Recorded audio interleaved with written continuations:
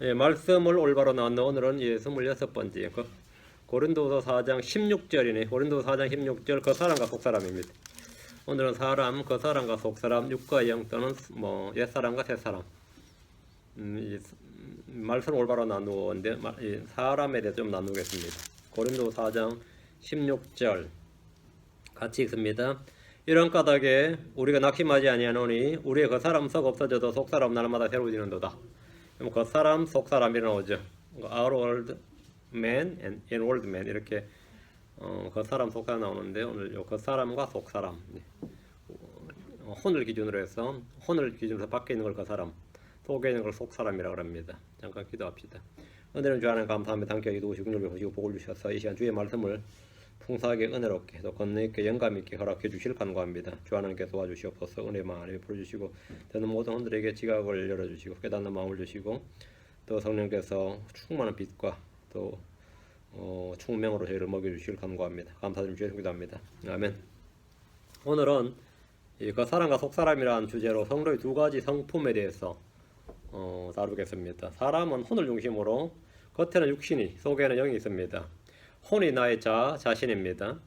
하나님은 사람의 속에 사람의 영을 지으셨습니다. 스가랴 12장 1절에 이스라엘을 위한 주의 말씀에 엄중한 부담이라 주 곧 하늘들을 펼치고 땅에 기초를 놓으며 사람 속에 사람의 영을 짓는 이가 말하노라. 사람 속에 몸이죠. 사람의 영을 짓는 이가 말하노라. 몸 속에 뭘 지었다고요? 영을 지었다. 영이 없는 몸은 죽은 것이다 이랬어요. 사람 속에 사람 영을 짓는 이가 말하노라. 사람의 영은 몸과 마찬가지로 지음받은 것이며 주께서 우리 속에 주신 것입니다. 사람은 이 삼중적인 구조로 되어 있는데 하나님께서 삼위일체이시기 때문입니다. 창세기 2장 7절에 주 하나님께서 땅에 흙으로 사람을 지으시고 생명의 소금을 그의 콧구멍에 불어넣으시니 사람이 살아있는 혼이 되니라. 살아있는 혼, living soul. 사람은 뭐라고요? 살아있는 혼이 됐다. 사람이 살아있는 혼이 되니라. 그러니까 사람이 뭐죠? 사람 man is 뭐가 된 거죠? 사람이 살아있는 혼이라고. 사람이 혼이라고요. 사람은 삼위일체입니다. 몸이 만들어지고 그 속에 하나님의 영이 들어와서 사람의 영이 지음받아서 살아있는 혼이 되었습니다. 저 사람 아담은 살아있는 혼이 되었다는 것 같이 저 사람 아담은 살아있는 혼이 되었다 같이 사람은 혼이다 요즘. 사람 영과 혼과 몸이 다 있는데 사람의 정체성은 혼이다 이 말입니다. 예. 그 사람은 육신이고 그 육체에 하나님의 숨이 들어와서 하나님의 영이 들어와서 사람의 영이 지음받아서 살아있는 혼이 되었습니다. 그 사람은 육신, 또 육체를 이제 플래시라고 그러고 이 육체의 모양을 이제 몸, 바디 이렇게 말합니다. 육신이란 살입니다. 속에는 영이 있습니다. 성경에 계시가 없던 동양 철학에서는 이제 뭔가 있긴 있는데 잘 모르니까 혼백, 영혼, 신령 이래 불렀습니다. 그리스 철학에서 바탕을 놓은 서양 철학에서 영혼을 구분하지 않고 사용을 했습니다. 덕분에 많은 성경학자들조차 사람을 이분법으로 나누는데 그건 성경의 계시가 아닙니다. 사람의 영에 대해서 잘 알지 못하기 때문에 나온 겁니다. 이분법입니다. 성경은 삼분법입니다. 사람 속에 사람의 영, 그리고 사람의 몸, 그리고 사람이 살아있는 혼이 되니라 이렇게 됐죠. 성경 분명히 사람을 영과 혼과 몸 이렇게 셋으로 나눕니다. 잠언 20장 27절에 사람의 영은 주의 등잔불로서 뱃속의 모든 부분을 살피느니라. 사람의 영이란 말이 나오죠. 사람의 영은 주의 등잔불로서 사람의 영과 혼은 글자가 다르고 단어가 다르고 뜻이 다르고 기능이 다릅니다. 고린도서 2장 11절에 사람의 것들을 사람의 속에 있는 사람의 영 외에는 어느 누가 알리오 이와 같이 하나님의 것들도 하나님의 영 외에는 아무도 알지 못하느니라. 보면 사람의 영, 사람 속에 있는 사람의 영. 지금 영은 어디 있다고요? 사람 속에 있다. 사람 속에 있는 사람의 영 이랬습니다. 사람의 영은 주의 등잔불이다. 사람의 영은 뱃속의 모든 부분을 살핍니다. 사람의 영은 사람 속에 있으며 사람의 것들을 압니다. 사람의 영은 다시 태어나야 됩니다. 사람이 다시 태어난 것은 몸이 아니라 영입니다. 하나님께서 진리의 말씀으로 다시 태어나게 한 것은 영입니다. 사람이 영이 없으면 그 몸은 죽은 겁니다. 야고보서 2장 26절에 영이 없는 몸이 죽은 같이 행위 없는 믿음도 죽었느니라. 영과 몸의 관계는 행위와 믿음의 관계와 같다 이랬습니다. 사람의 영은 몸이 죽을 때 위로 올라갑니다. 사람의 죽음이란 몸은 흙으로 영은 그것을 주신 주께로 되돌아가는 겁니다. 전도서 12장 7절에 그때 흙은 전에 있던 대로 땅으로 돌아가며 영은 그것을 주신 하나님께로 돌아가려다. 영과 혼에 대한 구분은 성경 공부에서 바르게 나누어야 될 핵심 주제입니다. 그 사람과 속사람에 대한 구분은 전혀 어렵지 않습니다. 그 사람은 육신으로 우리 눈에 보이고 만져지고 느껴집니다. 속사람은 우리 안에 있는 영입니다. 로마서 7장 22절 25절 두 구절을 봅니다. 로마서 7장 22절 25절 로마서 7장 22, 25절 내가 속사람을 따라 하나님의 법을 즐거워하나. 여러분 속사람을 따라 나는 누구고 속사람은 누구예요? 나의 몸, 예, 나는 혼이라고 그랬어요. 내 혼이 말해. 내가 속사람을 따라 하나님의 법을 즐거워하나. 사도 바울은 자신이 자기가 속사람을 따라 하나님의 법을 즐거워한다고 고백합니다. 그래서 많은 종교가들, 철학자들이 사람의 성선설을 믿게 되었습니다. 왜? 우리 속은 안 그렇지 않냐 이거예요. 우리 속은 하나님의 법을 즐거워한단 말이죠. 의나 선이나 경건함, 거룩함, 그죠? 이런 걸 즐거워한단 말이에요. 그리고 불의를 저지른 사람을 때려 죽이자 그러고 막 그러죠. 공의를 막 지평하려고 하죠. 여러분 신문 보면 어때요? 전부 다 얼마나 의로운 사람 많은지만 다 뭐 쓸어버리자, 불태워버리자 그러고 뭐 그러잖아요. 응? 뭐 자기는 어떤지 몰라도 그걸 보면 뭐 못 참는다고, 응? 죽여 마땅하다 그러고 하나님의 법보다 뭐 더 엄중한 이 공의를 지평하는 사람들. 그렇죠. 속 사람을 따라 하나님의 법을 즐거워하나 이게. 그래서 이게 이 동양 사상가들, 철학가들, 뭐 서양도 마찬가지인데 이 성선설이 나오게 된 거예요.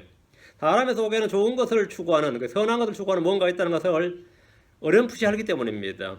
아무리 약한 사람이라도 사실 그 속에는 의와 거룩함을 추구하는 선한 무엇이 있다. 그는 이제 사람들마다 뭔가 현명하진 않지만 뭔가 있다. 그는 이제 대부분 다 인정한단 말이죠. 그렇죠. 인정해요. 그래서 이제 그것만 어떻게 개발할 수 있으면, 그것마저 끄집어낼 수 있으면 이런 게 나온 거죠. 그것을 끄집어낸다. 그게 마치 산모의 뱃속에서 아이를 끄집어내듯이 사람 속에 잠재되어 있는 그 선함을 추구하는 어떤 도덕성, 어떤 무언가 있는 것 같은데 그걸 끄집어낼 수만 있다면, 그래서 삼파술이라 그럽니다. 그걸 삼파가 A를 받다 내듯이 인간의 처내면 속에 있는 어떤 선함이나 그런 거룩함 추구하는 무언가를 끄집어낸다. 그래서 이제 이 그리스 철학이 이제 기본이 이제 그런 거예요. 기본이 이제 성선설 바탕을 둔 그 티처는 뭐냐면, 그 선생은 뭐냐면 삼파와 같이 모든 사람의 무지를 깨워줘야 된다. 뭐 이게 이제 삼파술이라고 합니다. 하나님께서 사람을 곧바르게 만드셨고 자신의 형상대로 사람을 지으셨기 때문에 내가 속 사람을 따라 하나님의 법을 즐거워합니다. 그러나 우리 속에는 또 다른 법이 있는데 내 생각의 법과 싸워서 죄의 법에게로 나를 사로잡아갑니다. 죄의 법이 생각의 법을 이깁니다. 육신의 욕구가 이성과 양심과 생각을 이기는 겁니다. 몸이 마음과 달리 움직일 때 몸을 따라간다는 말입니다. 생각은 아무리 간절해도 마음은 원의로 되면 생각은 그런데 누군 그렇게 살고 싶지 않느냐 이거. 그런데 내 자신이 얼마나 연약한지는 이 죄의 법에게로 사로잡힐 때마다 아는 거죠. 우리 작심삼일이란 말이 뭐 달리 있는 게 아니에요. 오래 못 간단 말이죠. 오래 못 가지. 그 금방 무너지고 쓰러지고 자빠지고 안 되더라 이거죠. 왜 죄의 법에로 사로잡혀 간다 이거죠.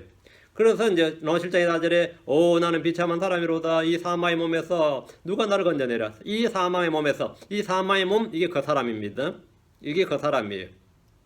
바울은 자기에게 두 가지 다른 법이 있다는 사실을 알았습니다. 두 가지 다른 법, 두 가지 다른 존재. 속사람이 있고 그 사람이 있다.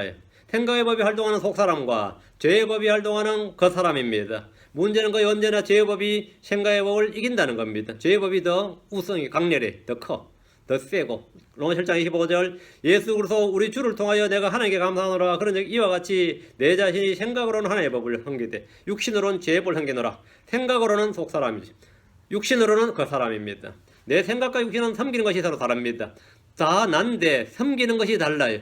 생각은 속사람입니다. 육신은 그 사람입니다. 속사람은 하나님의 법을 섬깁니다. 육신으로는 죄의 법을 섬깁니다. 이것은 불신자 이교도들의 이야기가 아니라 구원받은 크리스천들의 현재 모습입니다. 우리의 영과 육은 서로 대적합니다. 그 사람과 속사람은 서로 조화를 이루지 않습니다. 서로 대적하고 갈등을 일으킨다 이거죠. 로마서 8장 1절 5절 8장 1절 그러므로 그래서 예수님 안에 있는 자들에게는 크리스천이죠. 정죄함이 없나니 그들은 육신을 따라 걷지 않고 성령을 따라 걷느니라. 맞지? 크리스천은 육신을 따라 걷지 않고 성령을 따라 걷는다. 육신을 따라 걷지 않고, 육신의 본능이 있고 죄의 법이 있는데 그걸 따라 걷지 않고 성령을 따라 걷는다. 그리스도인의 삶의 원리는 육신을 따라 걷지 않고 성령을 따라 걷는 겁니다. 육신을 따라 생각하지 않고 성령을 따라 생각하는 겁니다. 8장 5절 육신을 따른 자들은 육신의 일들을 생각하거니와 성령을 따른 자들은 성령의 일들을 생각하나니. 생각은 뭐죠? 생각, 육신은 그 사람입니다. 성령은 우리 속에 있습니다. 생각의 법은 죄의 법, 사함의 법을 이길 수가 없습니다. 그러나 그리스도 안에 있는 생명의 성령의 법은 죄와 사함의 법을 이길 수 있습니다. 자, 내 육신은, 내 생각의 법은 육신을 이길 수가 없어요. 아무리 이를 악물은다도 안 된다고요. 어쩌다 조금 더 오래 버틸 수는 있겠지만, 좀 더 오래 버틸 수 있겠지만 좀 더 오래 버티면 이제 그냥 독한의 소리 듣는 거야. 아, 독한 놈, 뭐 독종, 뭐 이 정도 소리 듣는 거지. 결국은 뭐 이기지는 못돼요. 예. 그런데 그래서 예수님 안에 있는 생명 성례의 법은 내 안에 있는 생각의 법 말고, 그래서 예수님 안에 있는 생명 성례의 법은 죄와 사망의 법에서 내 안에 있는 이 죄와 사망의 법, 그 사람이죠. 죄와 사망의 법에서 나를 해방했다. 해방했다. 이게 주님의 사역입니다. 자, 이제 더 이상 육신을 따라 걷지 않고 육신을 따라 생각하지 않고 성령을 통해 몸의 행실을 죽입니다. 로마 8장 13절 너희가 육신을 따라 살면 죽을 것이로되 성령을 통해 몸의 행실을 죽이면 살리라. 성령을 통해 우리는 극기 훈련을 통해서 수련을 통해서 종교적 고행이나 금욕을 통해서가 아니라 성령을 통해 몸의 행실을 주게 됩니다. 성령을 통해서 모든 종교는 훈련을 통해서죠. 수행을 통해서 고된 단련을 통해서 금욕을 통해서지만 우리는 전혀 그렇지 않습니다. 우리는 성령을 통해 몸의 행실을 죽이면 살리라. 이것이 성도의 삶의 방식입니다. 세상 사람들은 몸을 위해서 합니다. 그들은 자기 배를 섬깁니다. 그들의 배가 곧 그들의 하나님입니다. 빌립보 3장 19절에 그들의 마지막은 파멸이요 그들의 하나님은 그들의 배요. 그들의 하나님은 그들의 배요. 그들의 영광 그들의 수치스러워 있고 그들은 땅의 일들을 행하느니라. 우리는 이와 달리 이 땅에 육신을 따라 걷지 않고 육신을 따라 행하지 않고 성령으로 몸의 행실을 죽이기 위해서 성령을 따라 걷고 성령 안에서 걷습니다. 갈라디아서 5장 16절 17절에 그런즉 내가 이것을 말하노니 곧 성령 안에서 걸으라. 그리하면 너희가 육신의 욕심을 이루지 아니하리라. 육신은 성령을 대적하여 욕심을 부리고 성령은 육신을 대적하나니 이 둘이 서로 반대가 되므로 너희가 원하는 것들을 너희가 능히 하지 못하느니라. 성령과 육신은 완전히 반대가 된다요. 그리고 서로 대적한단 말이에요. 그래서 결과가 어떻게 되는 거예요? 문제는 성령과 육신이 문제가 아니라 내가 문제예요. 그래서 서로 다투고 싸우면 어떻게 되죠? 너희가 원하는 것들을 너희가 능히 하지 못하느니라. 뭐 누가 누구 싸우는데 왜 피해는 내가 보죠? 그러니까 내 육신과 성령이 싸우면 내가 문제가, 내 혼이 문제가 된다. 너희가 능히 원하는 것들을 너희가 능히 하지 못하느니라. 이게 이제 가장 비참한 크리스천인 거죠. 육신은 성령을 대적합니다. 육신은 내 속사람 생각의 법을 사로잡을 뿐 아니라 성령을 대적해서 욕심을 부립니다. 생각의 법 정도는 간단하게 이기고 성령도 대적한단 말이죠. 성령과 육신은 서로 반대가 되는데 성도들이 무엇을 따르냐에 따라서 그 사람이 육신적인 크리스천, 육신적인 사람이 되느냐 아니면 영적인 사람이 되든지 결정이 나는 겁니다. 고린도서 4장 16절 자, 그 사람 속사람입니다.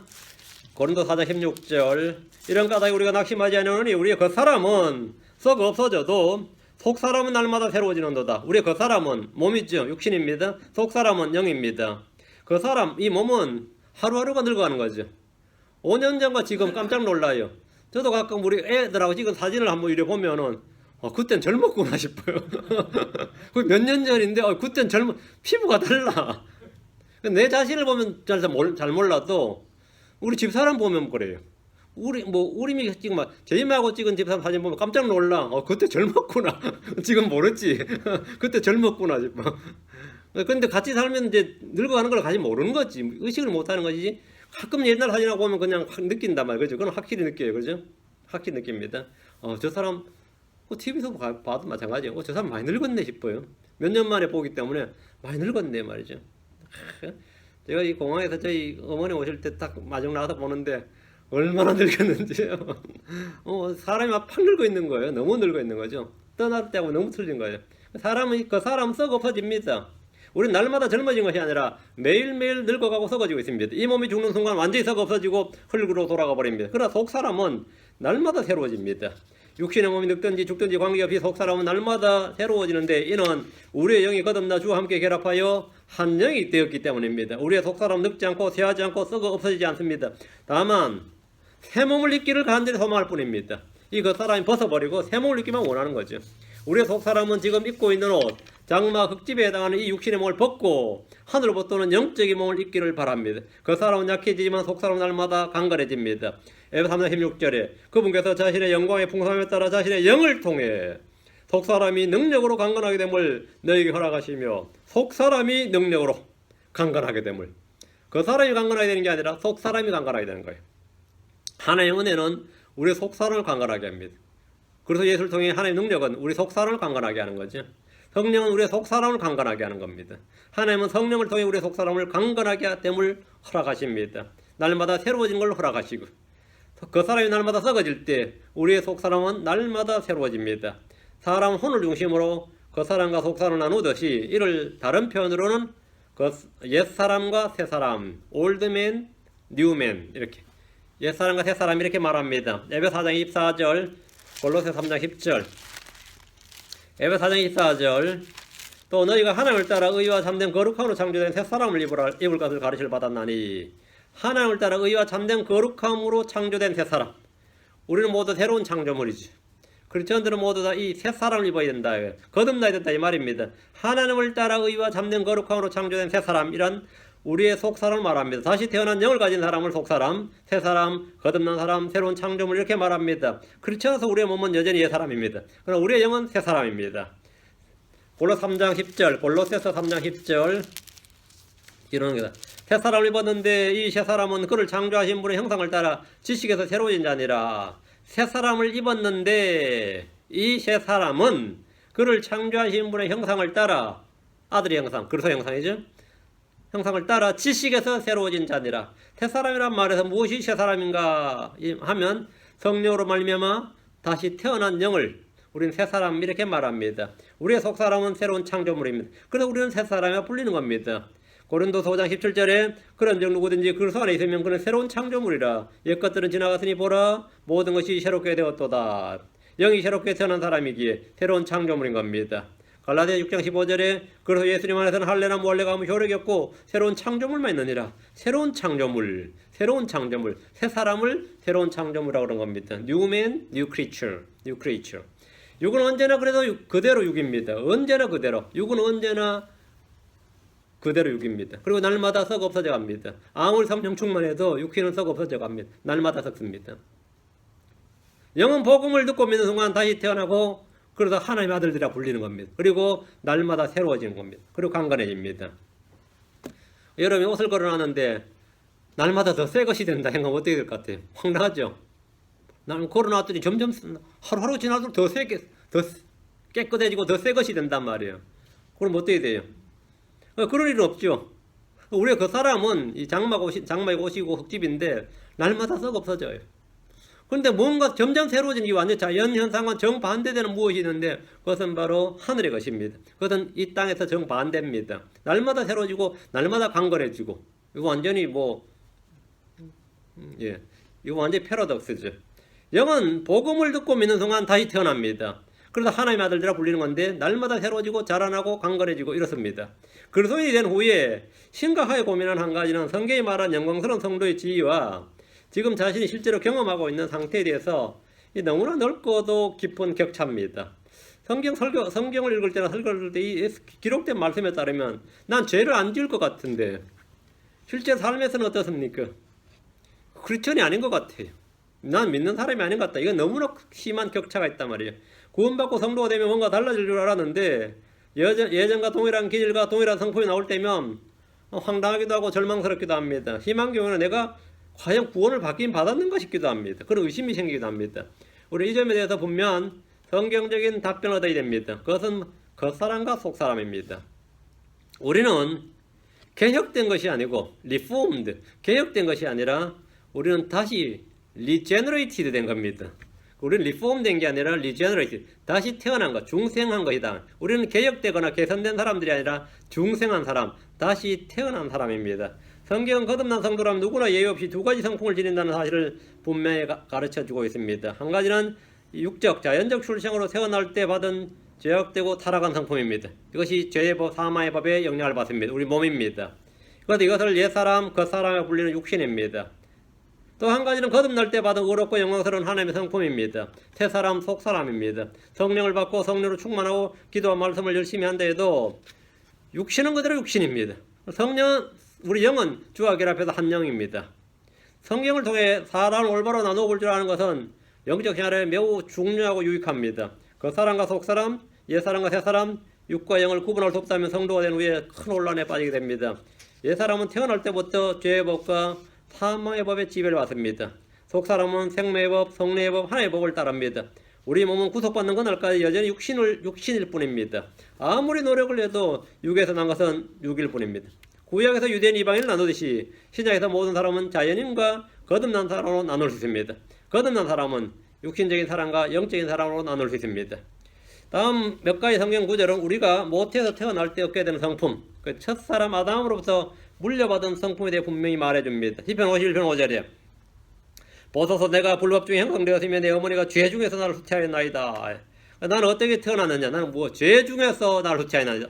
난 죄 중에서 후퇴되었고 죄 가운데 태어났다 이 말이지. 우리는 죄인으로 태어났다. 이는 우리가 어떤 행위를 하기에 앞서서 그 태생적 한계를 보여주는 말씀입니다.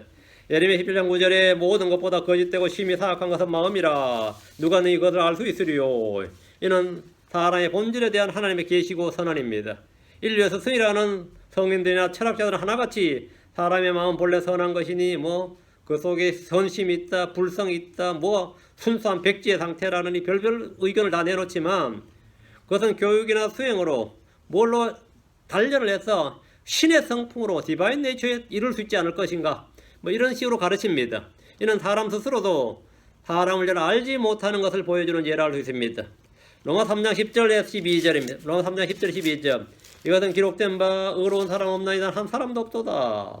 깨닫는 자도 없고 하늘 찾는 자도 없으며 다 길에서 벗어나 함께 무익하게 되고 선을 행하는 자가 없나이다 한 사람도 없도다. 거듭나기 전에 사람의 혼과 몸은 붙어있기 때문에 혼은 몸에 굴복합니다. 그래서 생각의 법이 죄의 법에 끌려오는 겁니다.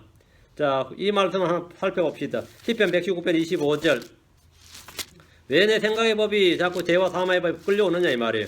시편 119편 25절 내 혼이 진토에 붙어 싸우니 주의 말씀에 따라 주께서 나를 살리소서. 내 혼이 진토에 붙었다. 혼이 몸에 달라붙었다 이 말이에요. 혼이 몸에 달라붙었으니까 몸의 욕구, 이 육신의 정욕을 이길 수가 없는 거예요. 그 생각의 법이 죄의 법을 이기지 못한 거예요. 왜? 내 몸이 죄의 몸이고 사망의 몸이란 말이지. 그 죄의 법과 사망의 법이 내 생각의 법을 사로잡아온단 말이죠. 사로잡아온다는 말은 포로라 이 말이에요. 내 생각은 몸의 포로예요. 생각은 몸의 종이란 말이지. 반대로 되면 좋겠는데 안 그렇죠. 그리스도의 할례, 손으로 받지 않는 할례를 받지 않는 사람은 누구나 다 진토에 꿇어 엎드립니다. 왜? 진토에 붙었으니까. 시편 44편 25절 앞으로 갑니다. 44편 25절 시편 44편 25절 우리의 혼이 진토에 꿇어 엎드리고 우리의 배가 땅에 붙었나이다. 우리의 혼이 진토에 꿇어 엎드리고 혼이 어디 꿇어 엎드린다고요? 진토, 몸에 꿇어 엎드린다. 육신이. 혼이 몸에 꿇어 엎드린다 이거예요. 몸이 혼의 주인이 된 거죠. 이거 거꾸로 된 거예요. 영과 혼과 몸이 순서가 이렇게 되어 있는데 영이 하나님부터 말씀을 받고 계시를 받고 조명을 받았어.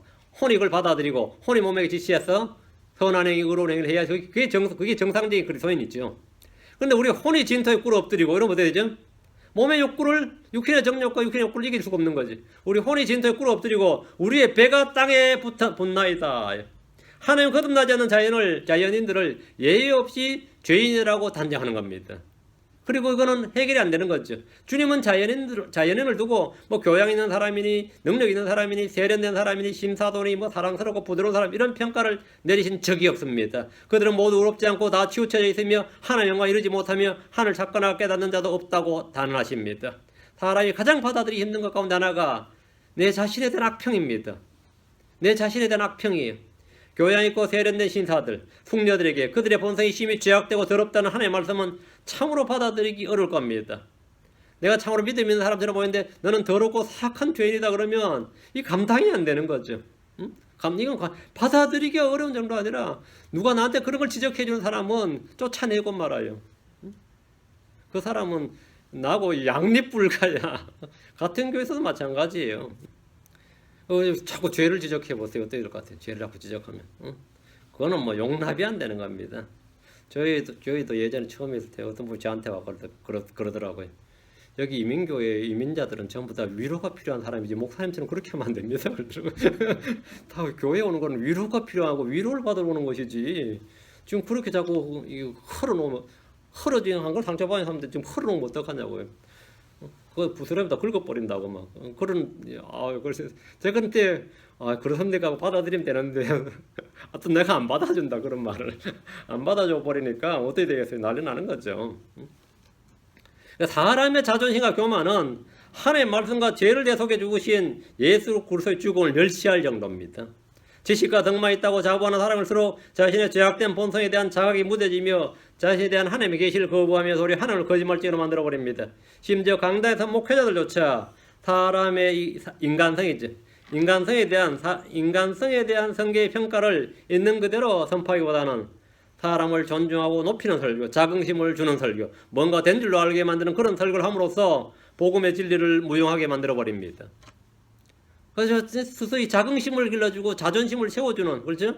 그 셀프 이스팀 말이에요. 그 허용된 설교를 계속 해주면서 더 나은 나 이런 거 있죠. 그게 지금 오늘날 강단의 주류입니다. 그렇게 계속 그런 설교를 해줌으로써 이 복음의 진리를 완전히 무너뜨리고 소용없게 만들어 버립니다. 사람이 하나님을 거짓말쟁이로 만드는 방법이 두 가지가 있습니다. 첫째는 자기가 죄 없다고 말하는 거예요. 자기가 죄 없다고 말하면 하나님을 완전히 거짓말쟁이로 만들어 버린단 말이죠. 그렇죠? 요한일서 1장 10절에 만일 우리가 범죄하지 아니하였다 말하면 그분을 거짓말하는 분으로 만드는 것이요 또한 그분의 말씀 우리 속에 있지 아니하니라. 하나님을 거짓말쟁이로 만드는 간단한 법은 난 죄 안 지었다 그러는 거예요. 난 죄 안 지었다 그러면 하나님 거짓말쟁이로 만들어 버리고, 둘째는 예수를 믿지 않는 겁니다. 예수 안 믿으면 하나님을 거짓말쟁이로 만드는 거예요. 요한일서 5장 10절에 하나님 아들을 믿는 자는 자기 안에 증거를 가지고 있고 하나님을 믿지 않는 자는 그분을 거짓말하는 자로 만드는 것이니 이는 하나님께서 아들에 관하여 자기 아들에 관하여 주신 증거를 그가 믿지 아니하기 때문이라. 예수 안 믿으면 자신은 예수 안 믿는다로 끝나는 게 아니라 하나님을 거짓말쟁이로 만든다 이거예요.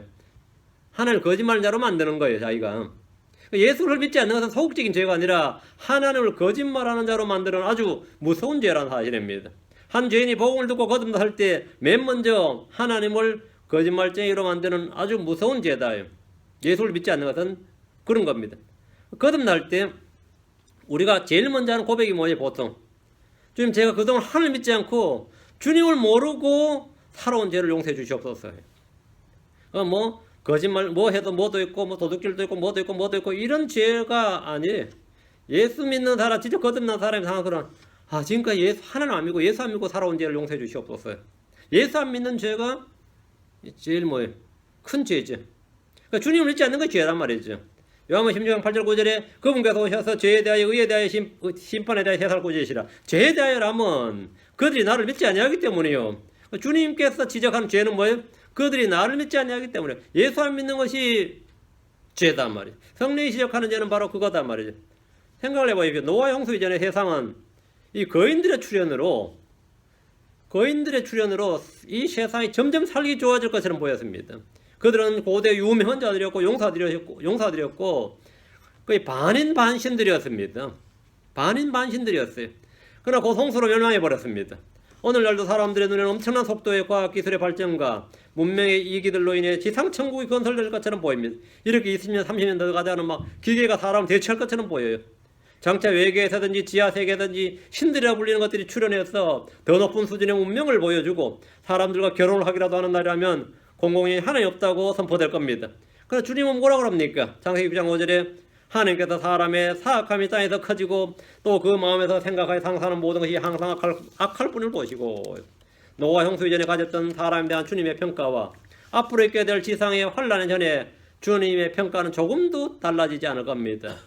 사람 본성에 대한 철저한 이해와 통찰력이 바탕이 되지 않는 사람은 복음의 은혜에 대한 이해와 믿음에 대한 깊이도 바탕이 없습니다. 자신의 본성의 약함과 악함과 무기력함과 타락함의 본질을 알면 알수록 복음의 은혜와 긍휼은 점점 깊고도 커집니다. 우리 자신을 더럽히는 것은 외부에 있는 어떤 것이 아니라 속에 있는 우리 자신의 마음입니다. 이 사실은 사회학자들이 자주 잊어버리는 사실입니다. 사람이 악해지고 죄를 짓고 더럽혀지는 것은 사회 환경이나 가정 환경이나 경제 환경이나 정치 환경이나 또는 생물학적 환경으로 돌리고 싶어 합니다. 한국 사람들 특히 그렇죠.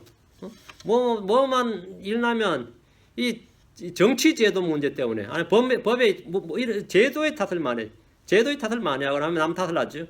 남 탓을 하는데 그렇게라도 해야 하긴 마음이 위로가 되죠. 이게 다 누구 때문이다, 뭐 때문이다 해야지 되는 사람이 그다음 위로가 되겠지만, 가장 가까이 있는 건 이제 부모 탓하거나 이제 결혼한 사람들은 이제 배우자 탓하거나 내가 니를 만나서 이 모양 됐다, 이렇게 되는 거죠. 그런 거 누구 탓을 한다, 뭐 탓을 한단 말이죠. 그게 죄악성인데. 사실은 그런 나 외의 외부적 환경, 어떤 내부적 누구 탓에 그런 것이 아니고 우리의 모든 문제, 우리 마음의 문제입니다. 우리 마음의 문제, 우리 속에 있는 문제, 마가복음 7장 21절 23절에서 주님은 사람을 더럽게 하는 것이 사람의 악함이 어디서 나오는지 말씀을 해주셨는데 속에서 그 사람들의 마음에서 악한 생각, 간음, 음행, 살인, 도둑질, 탐욕, 사악함, 속임, 세교, 악한 눈, 신성, 모독, 교만, 어리석음이 나오는데 이 모든 악한 것이 속에서 나와 사람을 더럽게 합니다. 이 모든 것이 속에서 나옵니다. 속에서. 타락한 사람의 마음은 자신을 더럽히는 데서 그치는 것이 아니라 하나님과의 관계성을 파괴시키고 단절시킵니다. 사람이 죄인으로 태어나서 문제가 아니라 죄에 대한 하나님의 치유책을 받아들이지 않는데 더 문제가 있습니다. 지금 이 자리에 저와 여러분이 복을 믿고 거듭나 하나님의 말씀을 듣고 있다는 사실은 하나님의 가장 큰 능력의 역사입니다. 이는 본성적으로 빛을 싫어하는 박쥐가 맞죠? 그런 게 아니면 두더지가 말이죠. 동굴을 나와서 낮에 날아다니는 것보다 더 신기한 일입니다. 죄인들은 스스로 신자가 될 수도 있고 훌륭한 아버지와 아내가 될 수 있고 교양과 지성을 갖출 수도 있고 종교인이 될 수도 있고 때론 정직하게 신용거래 할 수도 있고 성실하고 근면하게 일할 수도 있고 다른 사람들을 도울 수도 있습니다. 그러나 절대로 할 수 없는 게 있습니다. 첫째, 복을 믿지 않는 한 하나님의 것들을 알 수 없습니다. 아무리 교육을 많이 받아도 복을 믿지 않는 한 하나님의 영의 것들을 사람은 알 수 없습니다. 고린도서 2장 14절에 그러나 본성에 속한 사람은 하나님의 영의 것들을 받아들이지 아니하나니 그 까닭은 그것들이 그에게는 어리석은 것이기 때문이요 또 그가 그것들을 알 수도 없나니 그 까닭은 이러한 것들이 영적으로 분별되기 때문이라. 자연인들 본성에 속한 사람은 하나님의 것들을 받아들일 수 없다. 둘째, 복을 믿지 않는 사람은 하나님을 기쁘시게 할 수가 없습니다. 뭘 해도 기쁘시게 할 수가 없어요. 로마서 8장 7절 8절에 그 까닭은 육신적인 생각이 하나님을 대적하는 것이므로 하나님의 법에 복종하지 아니할 뿐 아니라 참으로 그리 할 수도 없기 때문이라. 그런즉 육신 안에 있는 자들은 하나님을 기쁘시게 할 수 없느니라. 육신 안에 있는 자들은 하나님을 기쁘시게 할 수 없다. 셋째는 하나님께 복종할 수가 없습니다. 이유는 간단합니다. 에베소 2장 3절에 지나간 때에는 우리도 다 그들 가운데서 우리 육신의 욕심대로 행하였으며 육신과 생각 욕망을 채워 다른 사람과 같이 본래 진노의 자녀들이었느니라 했습니다. 성도들이와 반대로 새로운 성품을 소유하고 있습니다. 우리는 새 사람을 입고 있습니다. 에베소 4장 23절 24절 에베소 4장 23절 24절 너희 생각의 영 속에서 새롭게 되라. 생각의 영 속에 새롭게 되라. 또 너희가 하나님을 따라 의와 참된 거룩함으로 창조된 새 사람을 입을 것을 가르침을 받았으니 새 사람을 입을 것을 가르침을 받았으니 하지만 여전히 육신의 타고난 성품은 그대로 지니고 있습니다. 육신은 내가 입고 있단 말이죠. 내 혼과 육신이 붙어있죠. 이 성품은 육신이 죽을 때까지 결코 변하거나 개혁되거나 고칠 수 있는 성품이 아닙니다. 성도의 성품은 이 두 성품의 전쟁이고 성도의 삶은 이 두 성품의 육과 영의 전쟁이 마음은 전쟁터입니다. 이제 새 사람의 기용과 성품에 대해서 좀 살펴보겠습니다. 새 사람은 옛 사람이 바뀌거나 변한 것이 아니라 또 이 옛 사람을 개조시키거나 개혁된 것이 아니라 완전히 새롭게 들어온 겁니다. 새롭게 창조된 것이고 새롭게 들어온 겁니다. 자연적 출생으로 인해 받은 성품이 아버지의 것을 물려받듯이 새로운 출생은 중생, 리제너레이션, 본어게인 새로운 출생으로 인해 우리는 하나님 아버지의 성품을 물려받습니다. 이 세상 사람들은 아버지가 셋이 있습니다. 육신의 아버지가 있고 모든 영들의 아버지 하나님이죠. 그리고 거짓의 아비입니다. 이 세상에는 이 아버지라 불리는 셋이 있습니다. 첫째는 아담과 예수 그리스도, 첫사람 아담과 마지막 아담, 예수를 제외한 모든 사람은 생물학적인 육신의 아버지를 가지고 있습니다. 아버지 없이 태어난 자식은 없습니다. 둘째, 거듭나지 않는 모든 사람은 마귀가 자신의 영적인 아버지가 됩니다. 거듭나지 않는 사람은 마귀가 영적인 아버지가 돼요. 그러나 자연인의 모든 성품은 자신의 영적인 아버지, 마귀의 성품을 물려받으며 그대로 살게 됩니다. 우리는 육신의 아버지로 태어나서 다음에 자연으로 마귀가 아버지가 되었다가 다시 태어나면 뭐가 되는 거지? 셋째, 영적인 아버지, 하나님 아버지가 되는 거지. 유대인들은 자신들의 아버지가 아브라함이라고 주장했습니다. 생물학적인 거죠. 그건 맞습니다. 영적인 아버지, 다음 아브라함의 자식이라고 해서 하나님의 자녀가 되는 건 아니에요. 아브라함의 자녀라고 해서 자동으로 거듭난 건 아니단 말이지. 주님께서 그들에게 너희는 아브라함의 자녀 맞다고요. 그러나 너희는 너희 아비 마귀에서 났으니 너희 아비의 욕망들 너희가 행하고자 하느니라. 그는 처음부터 살인자여 진리가 그 속에 없으므로 진리 안에 거하지 못하고 거짓말할 때 자기 자신의 것으로 말하니 이는 그가 거짓말쟁이요 거짓의 아비이기 때문이라. 너희는 너희 아비 마귀, 거짓의 아비, 마귀에서 났다. 마귀가 바로 너희 아비다 말이지. 사람은 이제 두 번째 아버지가 되는 거죠. 육신의 아버지가 있고 마귀가 아버지가 되고, 그렇죠. 다음에 우리는 복음의 말씀을 듣고 거듭난 사람은 하나님이 아버지가 됩니다. 요한복음 1장 12, 13절에 그분을 영접한 자고 그분을 이름 믿는 자들은 다 하나님의 아들들이라는 권능을 주셨으니 이들은 혈통으로나 육신의 뜻으로나 사람의 뜻으로 나지 아니하고 오직 하나님께로 태어난 자들이니라. 하나님께로 태어난 자들, 하나님께로 태어난 자들. 육신의 아버지는 선택할 수 없습니다. 영적인 아버지는 선택할 수 있습니다. 마귀를 아버지로 삼느냐 하늘 아버지로 삼느냐, 이것은 바로 각각 선택해야 될 자신의 몫입니다. 성도들은 육신의 아버지가 있고 하나님의 아버지가 있습니다. 갈라디아 3장 26절에 이는 너희가 다 그리스도 예수를 믿는 믿음으로, 예수 그리스도의 믿음으로 말미암아 하나님의 자녀들이 되었으며, 하나님의 자녀들이 되었다. 하나님의 자녀들이 되었다. 흔히 사람은 모두 하나님의 자녀라고 말하는 것은 진리가 아닙니다. 하나님은 모든 사람, 모든 창조물의 주이신 것은 맞지만 모든 사람의 아버지는 아닙니다. 거듭난 사람들의 아버지입니다. 하나님 자신의 말씀으로, 자신의 영으로 거듭나게 다시 낳으신, 진리의 말씀 다시 태어나게 했다. 그 사람들의 아버지죠. 인류의 모든 사람은 다 한 형제다, 한 피다. 이것은 육신에 관한 겁니다. 그건 반쪽 진리입니다. 육신적으로는 모두 한 피로 만들어졌으며 아담을 아버지로 하는 한 형제입니다. 영적으로 완전히 다른 사람들입니다. 거듭났다는 것은 재창조되었다는, 그 새롭게 창조, new creature. 우리는 거듭났다, 재창조되었다 이 말이에요. 그리스도 안에 있는 우리는 새로운 창조물입니다. 바울 사도는 성도들이 육체로 사는 것이 십자가 이전에 내가 아닌 새로운 사람, 즉 예수 그리스도를 믿음으로 하나님께 태어난 새 사람이 사는 것이다. 예수 믿고 나서부터 지금 내가 육체 안에 사는 것은, 이제부터 사는 삶은 새로운 삶입니다. 내 안에 그리스도가 사는 삶이다. 이것이 크리스천의 삶이라고 말했습니다. 예수로께서 내 안에 사시는 것. 크리스천이 산다는 것은 뭐냐? 예수를 믿고 산다는 것은 뭐냐면 예수 그리스도가 내 안에서 사시는 삶이다. 예수가 내 안에 사시는 삶. 이것이 예수를 믿음으로 하나님께 태어난 새 사람이 사는 것이고 예수로께서 사시는 것이라고 정의했습니다. 예수로서는 지금 승천하셔서 하나님 왕자 우편에 앉아 계시지만 성령을 통해 우리 안에 거하고 계십니다. 골로새서 1장 21절에 하나님께서는 이방인들 가운데서 이 신비의 영광의 풍성함이 무엇인지 자신의 성도들에게 알리려 하시나니 이 신비는 너희 안에 계신 그리스도 곧 영광의 소망이니라. 이 신비는 너희 안에 계신 그리스도, 예수로는 우리 안에 계십니다. 이분이 우리 안에 사시는 겁니다. 그리스도는 우리의 삶 속에 계시는 것이 아니라 우리 몸 안에, 우리 영 안에 거하고 계십니다. 로마서 8장 10절에 또 그리스도께서 너희 안에 계시면 몸은 죄로 인하여 죽은 것이나 성령은 의로 인하여 생명이 되시느니라 했습니다. 저 하늘의 영광스러운 왕자 가운데 계신 주 하나님께서 이 땅에 거하실 처소를 정하셨습니다. 하늘이 자신의 처소인데 이 땅에서는 하나님이 어디 거하시느냐요? 어느 호텔도 아니고 어느 성전도 아닙니다. 광야 이스라엘 백성과 함께 계실 때는 그들이 친 장막, 이스라엘 회중 한가운데 있는 장막에 거하셨습니다. 레위기 26장 11, 12절에 나는 내 성막을 너희 가운데 세울 것이라 내 혼이 너희를 몹시 싫어하지 아니하리니 나는 너희 가운데서 거리며 너희 하나님이 되고 너희는 내 백성이 되리라. 너희 한가운데 거기 거하겠다 했어요. 솔로몬의 성전이 지어진 후에는 성전의 지성소에 주님이 거하셨습니다. 그러나 성전이 파괴되고 이방인의 때가 되었을 때 이 땅에 특정한 장소에 거하실 것을 정하지 않으셨습니다.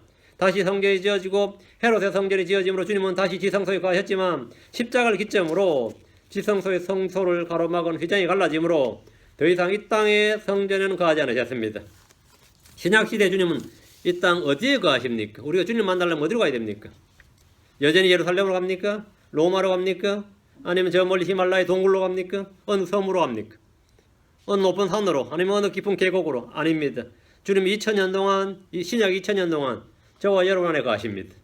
주님의 처소는 바로 저와 여러분의 몸이 주님의 성전이고 주님의 거처고 주님이 거하시는 장소, indwelling place, 주님이 그 속에서 걸으십니다. 고린도서 6장 16절에 하나님의 성전과 우상들이 어찌 조화를 이루겠느냐 이는 너희가 살아계신 하나님의 성전이기 때문이라. 하나님께서 이르시되 내가 그들 가운데 거하고 그들 가운데 거들며 나는 그들이 하나님이 되고 그들은 내 백성이 되리라. 나는 그들 가운데 거하고 내가 그들 가운데 가고 그들 가운데 거들며 너희가 살아계신 하나님의 성전이다. 이 영광스러운 사실은 믿지 않고서는 도무지 이해할 수가 없습니다. 이건 믿지 않고는 이해할 수가 없어요. 주님이 내 안에 자신의 처소를 삼으시고 내 몸을 성막, 내 안에 성막을 지었다는 사실은 여러분이 믿을 수 있습니까? 저와 여러분 안에 하나님이 계십니다. 저와 여러분 안에 예수를 속해서 계시고 저와 여러분 안에 성령님이 영원토록 함께 가십니다. 이런 사실들로 인해 우리는 하나님의 성품에 참여한 자가 된 겁니다. 베드로후서 1장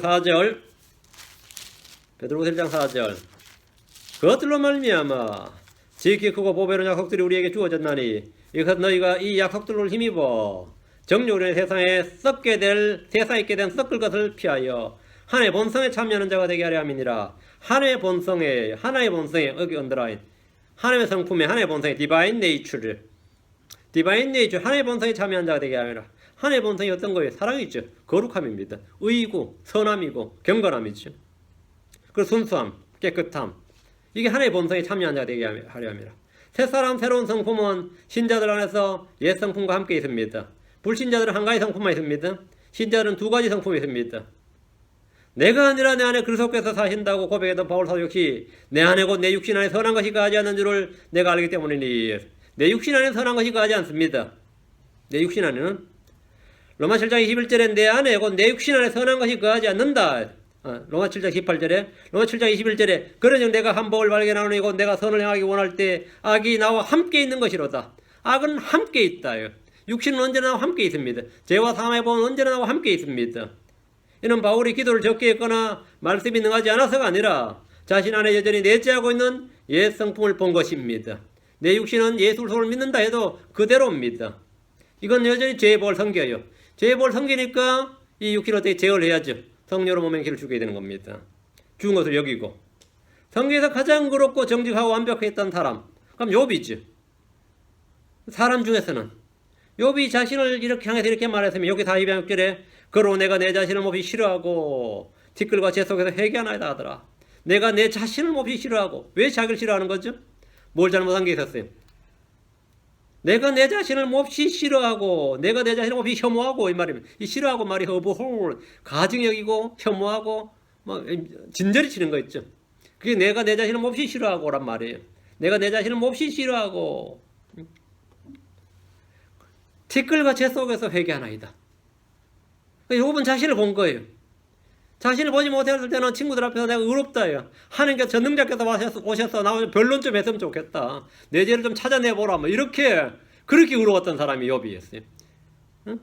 그리고 뭐 세 살이 돌아가면서 막 욥을 정죄하는데 욥이 그 세 사람한테 하나도 꿀리지도 않았고 밀리지도 않았습니다. 전혀. 응? 하나님께서 친히 개입을 하셨는데 이제 욥기 38장부터 친히 개입하셨는데 그 하나님의 말씀을 다 듣고 나서 욥이 한 말이 뭐냐면 그러므로 내가 내 자신을 몹시 싫어하고 티끌과 재 속에서 회개하나이다 이거였어요. 그 하나님을 만난 사람들, 예수를 만난 사람, 복음의 빛을 접한 사람들은 모두 다 한마디로 이런 베드로도 마찬가지였고 욥도 마찬가지였고 나는 죄 많은 사람이로소이다 이랬죠. 나는 죄 많은 사람, 내가 죄인이로소이다. 내가 심플 네이처를 가진 사람입니다 이 말이에요. 뭐 이사야도 마찬가지고요. 하나님의 영광을 받을 때마다 나는 죽게 돼, 나는 망하게 되었도다. 왜? 자신을 보게 된 겁니다. 주님의 영광을 보게 된 거죠. 다니엘도 비슷한 사람입니다. 하나님 특별한 사랑을 받았던 의인 다니엘. 성경에 보면 하나님의 큰 사랑을 받은 사람. 그 구약의 다니엘, 신약에는 요한이죠. 구약의 다니엘, 신약의 요한인데 그 사람이 주님의 영광을 받을 때 말하기를 다니엘 10장 9절에 그러고 내가 홀로 남아서 이 큰 환상을 볼 때 내게서 힘이 빠졌으니 이는 내 아름다움이 내 속에서 변하여 썩은 것이 되었고 아무 기력도 남지 아니하였음이더라. 내 아름다움이 내 속에서 변하여 썩은 것이 되었고 내가 뭔가 좀 괜찮다 생각했던 모든 것 말이에요. 나 그래도 그나마 좀 괜찮다, 선하다, 의롭다, 뭐 괜찮다 싶었던 모든 것 그 아름다움이 내 속에서 변하여 썩은 것이 되었고 이 두 성품은 육신과 우리의 성령이죠. 이 두 성은 서로 대조를 이루고 충돌을 일으킵니다. 이런 경험은 그리스도인이 된 지 얼마 지나지 않은 초신자 물론이고 몇십 년간 진짜 열심히 신앙생활을 했던 사람들이 해결을 보지 못해서 갈등과 패배 가운데 살아가게 되는 그런 요인 중에 하나입니다. 구원받았을 때의 기쁨은 잠시고 약간 시간이 지나가면 영적인 삶에 대한 기대와 높은 수준의 삶을 열망하게 됩니다. 그래서 나름 열심히 하긴 하는데 뭔가 속에서 점점 충만해진 것이 아니라 열심히 하면 할수록 내게서 힘이 빠졌으니 이러세요. 설교 잘 듣고 나서 수련회 잘 하고 나서 내게서 힘이 빠졌으니 여러분 예배 마치고 집에 핸들 잡고 할 때 어때요? 내게서 힘이 빠졌으니 안에 그런 경험 없어요? 내게서 힘이 빠졌으니 내게서 힘이 빠졌으니 저는 이거 엄청 많았는데 이 고민이 뭐 말도 못했습니다. 특히 제일 심했을 때가 대학 3학년 때였어요. 그때 내가 정말 얼마나 힘이 들었던지 뭐 다른 게 힘든 게 아니에요. 그래서 영적인 속에서 갈등이 뭐 얼마나 심했던지 감당을 못했던 그런 경험이 있습니다. 한 1년을 그랬던 것 같아요. 이런 경험은 이제 다들 한 번씩 해보죠. 구원받을 때 하늘을 나는 것 같고 구름 위를 나는 것 같았는데 말이죠. 저도 뭐 구원받을 때는 얼마나 기뻤던지 그 초신자가 맨날 새벽기도 나가고 말이죠. 뛰어서 날라다니면서 쨍쨍 날라다니면서 교회들마다 뭐 부흥한다 그래 고3이 바쁜데 그래도 다 쫄래쫄래 떠가고 은혜 받겠다고 또 쫄래쫄래 가고 그랬어요. 그리고 근데 그게 갈수록 그게 점점 증가돼야 돼요. 정상인데 다들 나보다 오래 믿었던 친구들은 이제 곧 식어. 지금 잠시 그런 거야. 나들이에요. 근데 진짜 그렇더라고. 구약에서 이를 보여준 좋은 예가 있습니다. 출애굽한 이스라엘은 홍해를 건너면서 이집트의 축에서 완전히 단절됐습니다. 홍해를 건너는 순간에 파라오의 권세, 이집트의 권능으로부터 그 속박에서는 완전히 해방됐어요. 그렇죠? 그 파라오에 대한 두려움 자체가 있을 수가 없어요. 홍해를 건너는 순간 이제는 파라오에 대한 두려움은 있을 수가 없어요. 그런데 그들의 마음은 여전히 이집트에 있었습니다. 몸은 홍해를 건넜는데 홍해를 건넜어요. 그럼 몸은 광야에 지금 있는데 마음이 이집트에 있어요. 마음이 분명히 자유인이 되었고 놀라운 경험, 파라오하고 이집트의 병거가 물에 다 빠져 죽는 경험을 했죠. 근데 여전히 노예 근성을 가지고 있었고 옛 시절을 그리워했고 그곳에 있던 음식들이 먹고 싶고 말이죠. 돌아가자 그러고 뭐 그랬어요. 이런 교회 내의 육신적인 그리스도인들의 모습을 그대로 보여주는 예입니다. 여전히 몸은 내가 완전히 구원받았어요. 구원받아 몸이 교회에 있는데 근데 여전히 마음은 어디 있어요? 세상에 있어요. 자, 드디어 이 광야를 40년 여행하고 이제 여호수아를 통해서 가나안 땅에 들어갔습니다. 주님 이 땅을 그들에게 유업으로 상속으로 주셨어요. 가나안 땅의 합법적 주인은 이스라엘 12지파의 것이었습니다. 하지만 가나안에는 크고 강한 많은 이방족들이 살고 있었습니다. 특히 7민족은 이스라엘보다 컸어요. 그러니까 이스라엘보다 덩치가 큰 인구가 많은 민족이 7민족이나 그 속에 살고 있었단 말이죠. 자기들 근데 와서 보니까 우리 땅이라 와서 보니까 다 살고 더 큰 놈들이 살고 있는 거예요. 더 많은 족속들이. 이는 하나님께서 말씀하신 바와 현재로 보는 상태가 달라 보이는 예예요. 하나님은 이게 너희 것이다. 가서 차지하라 그랬는데 와서 보니까 남이 차지하고 있단 말이지. 잘못하면 우리가 죽게 생겼단 말이지. 그 이들은 가나안 땅에 있는 족속들을 물리쳐야만 했습니다. 정복하고 물리쳐야 돼요. 그러니까 여호수아는 무려 34번의 전쟁을 완벽하게 마무리했습니다. 우리는 성경을 배우고 성장하면서 육신의 큰 죄들은 다 물리칠 수 있습니다. 뭐 술이나 담배도 끊고 뭐도 끊고 습관들도 끊고 가치관도 바꿀 수 있어요. 그러나 가나안에는 몇몇 족속들은 그대로 있었습니다. 이는 완벽하게 제거하지 못했기 때문입니다. 아무리 성숙한 그리스도인이라도 육신적인 요소가 그대로 남아 있습니다. 그러다 이스라엘이 약해지면 이들이 들고 일어나는 거예요. 이스라엘이 약해지면. 성도를 마찬가지로 잘하다가 약해지면 다 해결됐다고 생각했던 죄들이 샥 다시 일어나는 거예요. 다시 일어나서 나를 완전히 괴롭히는데 이 장난이 아니죠. 이스라엘이 하나님 앞에 바로 살지 못했을 때는 남아있는 족속들에게 크게 시달림을 받았습니다. 성도들 역시 성령 충만하지 못할 때 육신의 요소들에 크게 시달림을 받습니다. 주님께서 이스라엘 백성들이 약속의 땅에서 충분히 승리하며 완벽하게 적들을 제압하고 그들을 다스리며 살 수 있도록 하셨습니다.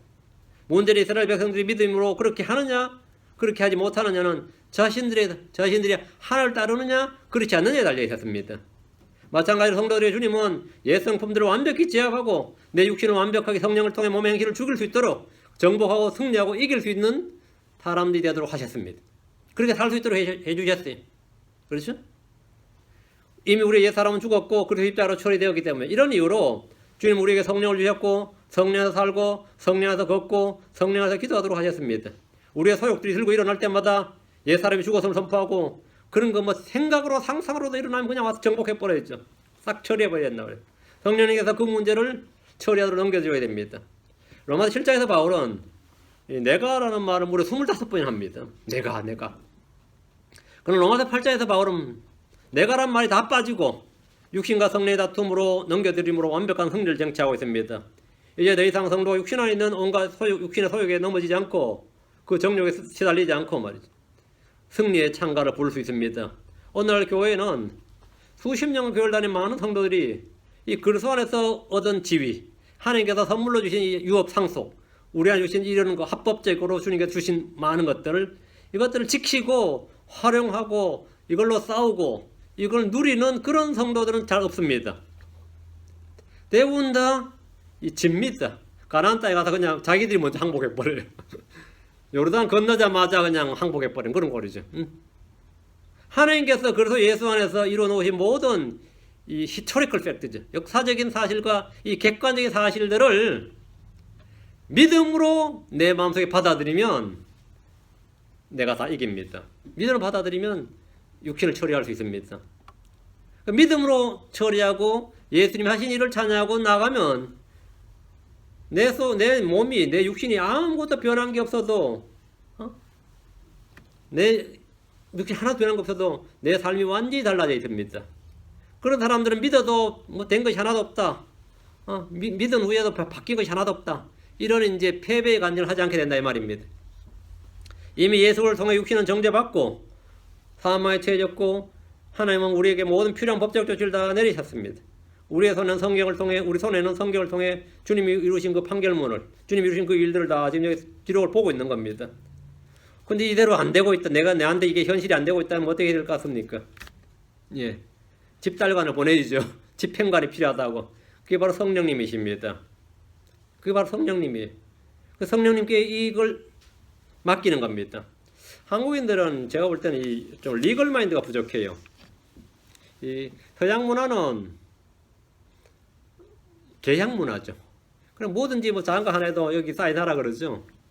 기본적으로 이 문화 자체가 계약 문화예요. 계약 문화예요. 계약 문화. 마인드 자체가. 뭐든지. 근데 한국 사람들은 계약서 쓰고 싶다 해도 그걸 또 니 날 못 믿나 이러면 돼요. 못하지 뭐. 뭐야 지금 날 못 믿어서 지금 그러는 거야. 이런 식이라. 이런 식이죠. 그 이제 문화가 완전히 다르죠. 한국 문화는 좀 정의예요. 정의의 문화라는 그런 말 쓰죠. 그럼 미운정, 고운정 그런 말 쓰잖아요. 왜 싸냐 그러면 맨날 싸우면서 왜 싸냐 그러면 서양 사람들 이해 못 하거든요. 맨날 싸운다 그러는데 이혼도 안 하고 잘 살거든. 왜 그러냐 그러면 미운정이 있어서 그러면 그게 이쪽 사람들이 이걸 이해를 못 하는 말이지. 그건 이해가 안 되는 말이거든요. 그러나 성경에 기록된 주님의 모든 말씀은 감히 넘볼 수 없는 권위가 있고 위험이 있고 권능이 있습니다. 갈보리 십자가를 통해 주님의 몸에 지키시고 피를 흘리심으로 믿는 모든 자들의 육신을 함께 처형하시고 죄를 다 제거하셨습니다. 그러나 주님께서 컨트랙을 말해 쫙 나한테 주셨어요. 이렇게 됐다고. 성경을 딱 주셔서 컨트랙을 주고 책으로 딱 이걸 뭐 바뀔 수가 없는 하늘과 땅이 없어져도 떨어질 수 없는 말씀으로 딱 주셨는데 이걸 또 받은 내가 기쁨과 감격에 차가지고 드디어 이것이 하나님이 주신 나의 컨트랙이 하나님이 주신 컨트랙입니다. 그런데 이게 뭐 이런데 말이지. 이게 우리나라 크리스천들은 이게 뭐 이게 뭐 나한테 밥을 주냐 직장을 주냐 이런단 말이지. 왜? 이게 지금 완전히 마인드가 다른 거죠. 마인드가 다른 거예요. 예수님께서 갈보리 십자가를 통해서 친히 자신의 몸으로 행하신 모든 자기의 몸에 지키시고 피를 흘리시고 고난을 받으시고 죽으시고 그 믿는 모든 자 육신을 함께 처형하시고 죄를 다 제거하시고 그 증거로 성령을 주셨어요. 그 증거로 성령을 주셨어요. 그리고 이제 너희는 이걸 믿음으로 그냥 다 체험하며 살 수 있다. 하나님께서 우리 육신을 다 개조해 주신 게 아닙니다. 이 주님이 이루신 일들 가지고 이제 육신에서 전부 뭐 하라고요? 그렇게 해보라고요. 그리고 이건 우리의 삶은 30년 사는 40년 살 예수 믿고 나서 사는 삶은 체험 삶의 현장이에요. 내가 예수 믿고 난 지금부터 사는 삶은 지금 체험 삶의 현장이라고. 그래가지고 믿었더니 그대로 이루어지더라. 하나님 말씀 하나님 다 이루셨구나. 이걸 늘 체험하면서 사는 삶의 현장인데 이게 가짜지 말. 성경이 이렇게 돼 있지만 실제 그래 사는 사람이 누가 있냐 그대로 되었냐 뭐 이런단 말이다. 읽으면서 그게 뭐 말이 그렇지 실제 되었냐 목살도 그래 못 살아 그래 사는 사람 봤냐 뭐 이런단 말이지. 그럼 실제 목살도 그래 못 살거든요. 앞에도 자기 뭐라고 하든지 간에 지도 강단 내려오면 뭐 똑같지 뭐 별 수 있어. 그 서로가 다 알아. 서로가 다 알아. 그렇죠? 서로 다 한다고. 왜? 안 믿으니까. 이건 내가 다 체험한 바예요. 내가 이거 거짓말이고 내가 증인이야. 내 자신이 그랬었어요. 그러니까 주님이 다 하셨다고. 그래서 성경이 우리에게 하셨는데 안 믿는 주님께서 계시의 말씀을 주시는 거예요. 골로 3장 3절에 너희는 죽었고 너희 생명 그리스도와 함께 하나님 안에 감추어져 있느니라. 너희는 죽었고 너희 생명 그리스도와 함께 하나님 안에 감추어져 있느니라. 그러니까 너희 생명이 영원한 생명, 하나님 거든 영원한 생명은 하나님 안에 감추어져 있으니까 이럴 일이 없어요. 구원은 뺏길 일도 없고 이럴 일도 없어요. 그런데 또 뭐 못 믿어서 자살하면 어떻게 돼요? 뭐 이런 거 있죠. 또 그래서 소리 또 해야 되는 사람 있고. 그 사람 뭐 여호와의 증인데 뭐 어떻게 해요? 신천지인데 뭐 어떻게 해요? 뭐 나도 모르지. 뭐 믿어서 그래 됐는지 안 믿어서 그래 됐는지 모르는데 믿어서 그래 됐다면 그 사람 생명 그래 하나님 안에 감춰져 있어요. 근데 이건 내가 느껴지지 않고 이해되지 않더라도 엄연한 역사적인 영적인 객관적인 팩트예요. 사실이라고. 로마 6장 11절에 이와 같이 너희도 너희 자신을 죄에 대하여 참으로 죽은 자요 하나님께 대한 예수로 우리 주를 통해 산자로 여길지어다. 산자 여길지어다. 이게 레컨이에요. 레컨 이게 뭔지 아시죠? 회계장부에 기입하는 거예요. 오늘 수입이 얼마 있다 그러면 너희는 뭘 합니까? 회계장부 이렇게 기록하죠. 그게 여기 죽은 자 밑에다 죽을 사자 딱 써놓고 죄에 대한 죽은 자 쓰고 산자 쓰고 이렇게 이게 그렇게 그게 그렇게 쓸지어다 이 말이에요. 응? 이렇게 해서 대표적인 믿음의 사람이 사라입니다. 사라가 자기 태가 진짜 죽었어요. 의학적으로 죽은 건 맞아요. 근데 사라 내년 이맘때 생명이 되더라. 내게 아들이 있으랬는데 자기 태가 죽은 것으로 여기지 아니하였고 이랬잖아요. 실제로 죽은 게 맞는데 그럼 광신입니까? 미신이에요. 그 근거가 없으면 미신이에요. 하나님 말씀이랑 근거가 있으면 그건 믿음입니다. 그랬더니 믿었더니 뭡니까? 이삭 나왔죠. 그럼 내가 지금 이거 살아있는데 생물학적으로 의사한테 가서 내 몸 죽었냐 그러면 살았다 그러지 죽었다 그래요? 죽은 것으로 여길지어다 이랬단 말이죠. 그럼 그대로 믿으면 뭡니까? 죄에 대해 죽은 자가 되는 거예요. 그게 여기는 겁니다. 사실은 사실로서 믿고 받아들이고 그대로 여길 때 나의 것이 되고 체험이 되고 승리가 됩니다. 그렇지 않는다면 안타면 뭐 되냐면 권리 위에서 잠자는 자가 되는 겁니다. 하나님은 내게 권리를 주셨고 권능을 주셨는데 그 위에서 보면 잠자는 자다. 권리 위에서 잠자는 자다. 권리 위에서. 지금 모르겠네. 제가 한국에 있을 때는 용산이 주한 미 8군이 거기 있었어요. 그 담벼락을 쫙 쳐놨는데 넓어요. 그 안에 골프장도 있어요. 서울 시내에. 그게 이 미군들이 얼마나 웃기냐면 말이죠. 자기들 차 타고 아무데나 막 이태원에 있는데 아무데나 놔둬버리고요. 그런데 스티커를 다 발부하죠. 공익근무원들이 스티커 다 발부하고 불법 주차하면 한 명도 몇십 년간요. 스티커 발부해도 벌금 낸 놈이 없어요. 벌금 낸. 안 내도 모두 집행이 안 되니까. 그 미군 차인데 이래 버리면 끝나. 구청 가서 째려보면 이게 미군 차야. 그러면 벌금 집행이 안 되는 거야. 그 용산구청장이 한 명이 바뀌었는데 그 돈 다 받아냈습니다. 미군 차면 어떡하라고 해서 돈 다 받아냈어. 근데 그 전에 구청장까지는 한 명도 몇십 년간 돈 받아낸 사람이 없어요. 그러면 이 새로 온 구청장이 권력이 더 센 사람이 아니에요. 법이 더 강해진 것도 아니고 법이 개정된 거 아니에요.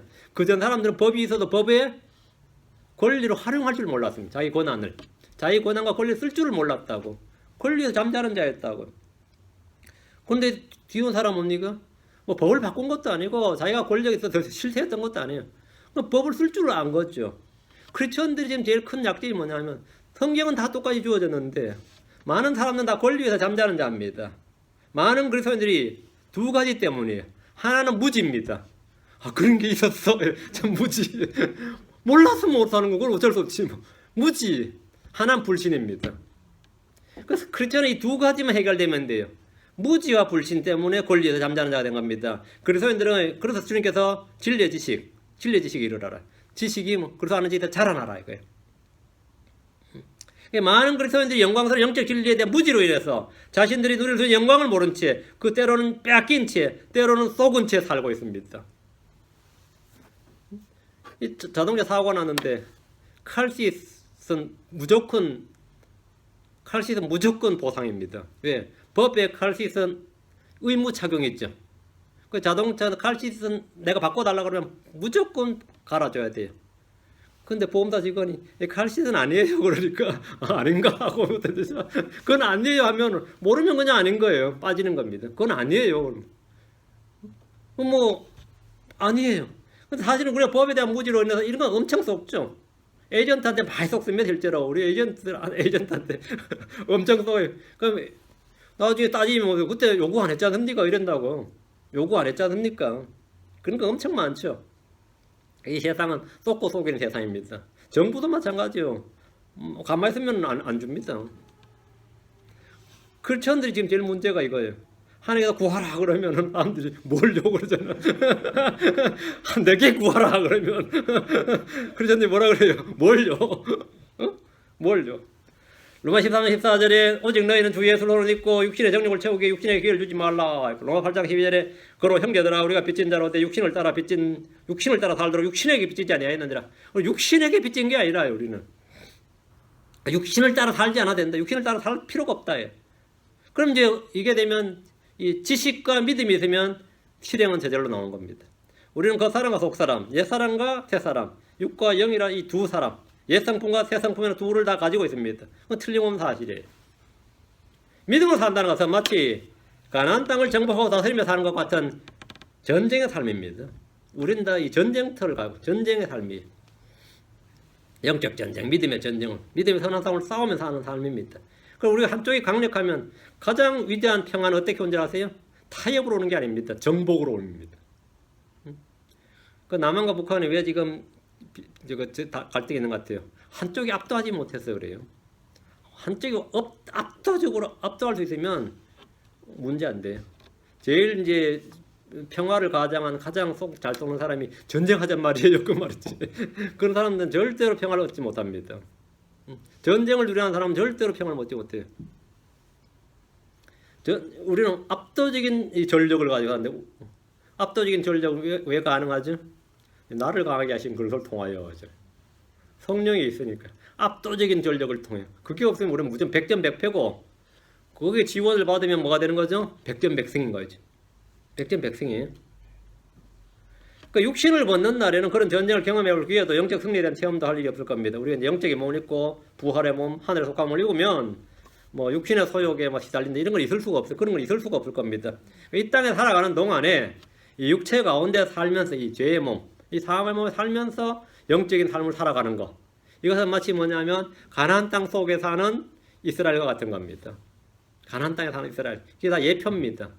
근데 어떻게 하면 항상 승리하고 조공을 받으며 살 수 있고 종으로 부리며 살 수 있느냐 이거. 다윗 같은 사람은 그렇게 했죠. 나머지 사람들은 다 항상 시달렸어요. 항상 시달렸어요. 대부분 왕들은. 우리가 어떤 삶을 살아야 되느냐 이거죠. 이 땅에 살아가는 동안 육체 가운데 살면서도 육신대로 살지 않고 육신을 성령으로 몸의 행실을 죽이고 땅에 있는 지체를 죽이고 그렇게 사는 그런 완전한 정복자와 승리자의 삶을 산 그것이 바로 그리스도의 특권이고 의무입니다. 그것이 우리의 다 간증이 되어야 됩니다. 우리의 간증이 되어야 됩니다. 오늘 여기까지 합시다. 여러분들의 선한 간증이 넘치기 바랍니다. 근데 많은 분들이 잘 안 된다 그래요.